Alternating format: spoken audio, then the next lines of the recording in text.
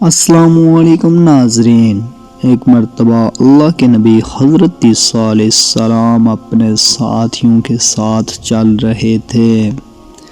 اتنے میں آپ کے حواریوں نے کہا، اے عیسیٰ ابن مریم، کیا آپ کا اللہ آسمان سے کھانا اتار سکتا ہے؟ تو یہ سن کر اللہ کے نبی عیسیٰ علیہ السلام نے فرمایا، اے لوگو، اگر تم مومن ہو تو اللہ سے ڈرو۔ تو انہوں نے کہا، ہم تو اپنے ایمان کی تازگی کے لیے عرض کر رہے ہیں تاکہ ہم اللہ کی قدرت کو دیکھیں اور پیٹ بھر کے کھانا کھا کر اپنے ایمان کو بڑھائیں، اور وہ لوگ جو کفر پر ہیں ان کا ایمان بھی آپ پر ہو جائے۔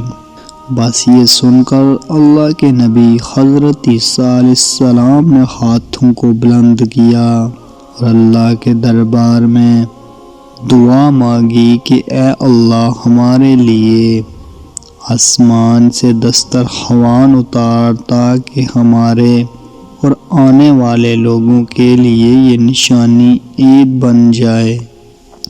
بے شک تو بہترین رزق دینے والا ہے۔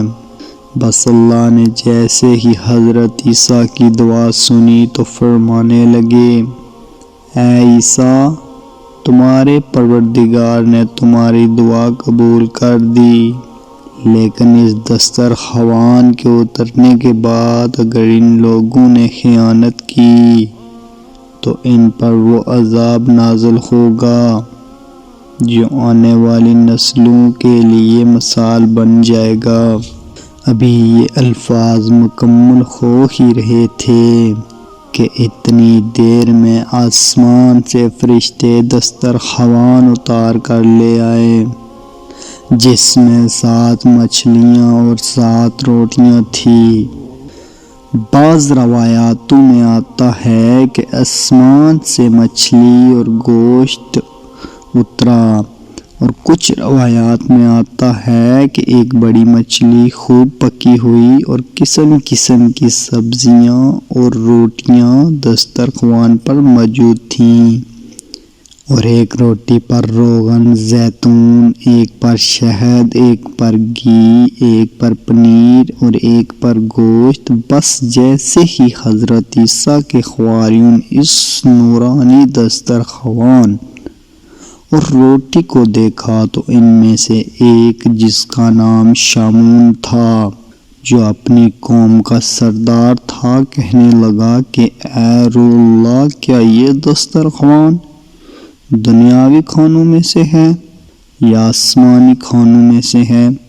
اللہ کے نبی عیسیٰ علیہ السلام نے فرمایا، یہ دسترخوان نہ دنیا کے کھانوں میں سے ہے نہ آسمانوں کے، بلکہ تمہارے پروردگار نے ابھی ایجاد کر کے تمہارے لیے اتارا ہے۔ پھر آپ فرمانے لگے، خوب پیٹ بھر کے کھاؤ اور اس میں خیانت نہ کرنا اور نہ ہی کل کے لیے ذخیرہ کرنا، ورنہ اللہ کا عذاب تم پر آ پہنچے گا۔ لیکن افسوس، وہ لوگ اس کھانے میں خیانت بھی کرتے ہیں اور کل کے لیے تھوڑا تھوڑا چھپانا بھی شروع کر دیتے ہیں۔ بس جیسے ہی رات ہوئی سب پیٹ بھر کے سوتے ہیں اور اللہ کا عذاب ان پر آ جاتا ہے۔